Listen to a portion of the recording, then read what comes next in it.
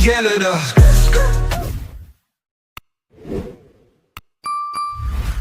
It is yet another blow to Canada's auto sector. Stellantis announced it's moving the production of its Jeep model from Brampton, Ontario to Illinois.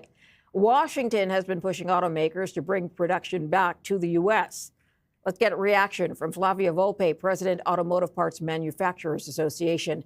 Flavio, Stellantis says it has plans for the Brampton, Ontario plant. Have they shared those plans at all? Well, they haven't shared them with suppliers, and suppliers found out about this on the news like everybody else. That's dozens of Canadian companies with hundreds of millions of dollars of capital at risk here that employ, in addition to the 3,000 workers at the plant that found out on a robocall yesterday, employ about 9,000, 10,000 in the supply chain. And so, no, we don't know. And a plan is not a car.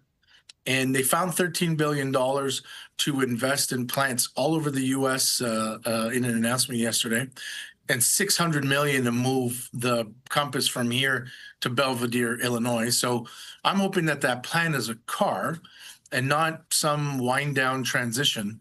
I said as much as the federal government, who I like their response here. Let's be tough. They have a contract. We'll talk to a little bit more about that plan by the government, or at least the idea of suing Stellantis.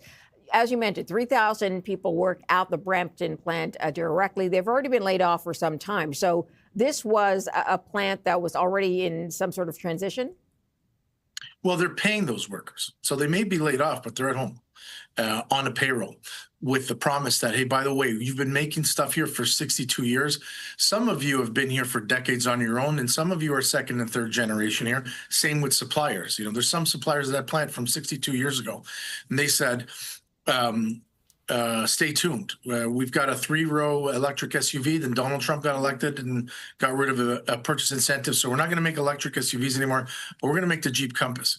They kicked off suppliers, meaning like, hey, here's the green light. Start retooling for that. As we retool, we're going to be making cars next year. We're going to bring everybody back.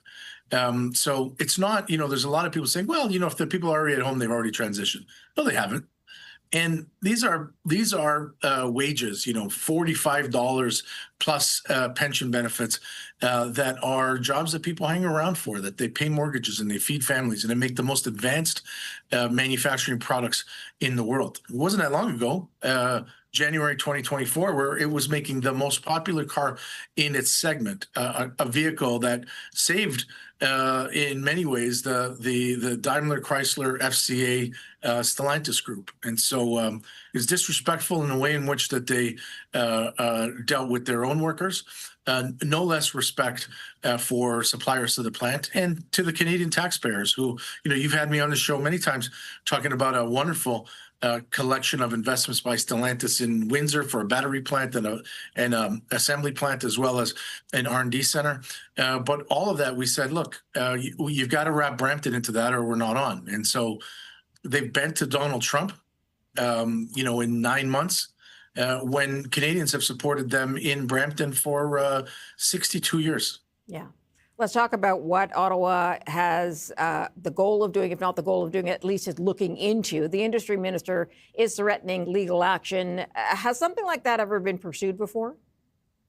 No. And, you know, look, when the government got into these multi-billion-dollar agreements with Stellantis and other automakers a couple of years ago, we talked about different terms, and that the terms are, look, if we're going to subsidize the transition to electrification, it's going to be subsidizing production. You make stuff, you come back and get a break. But they also helped set up a $5 billion battery plant and retooling the Windsor assembly plant and a whole bunch of things. I spoke to the industry minister this morning. She's confident that the federal government's clause in their terms and conditions in this agreement mean that Stellantis is responsible to the government and by extension to the Canadian taxpayer and the rest of the stakeholders here to make good. And we can talk about transition all we want. Nobody wants transition, and the part suppliers have never said fund us directly either. All we said was make sure there's car production here. And when there's car production here, there's enough to go around for everybody. You know, in this case, 12,000 workers between the assembly plant and the suppliers. And somebody said to me earlier this morning, well, those suppliers' workers are making product now. Those jobs exist. Where do you think these people went?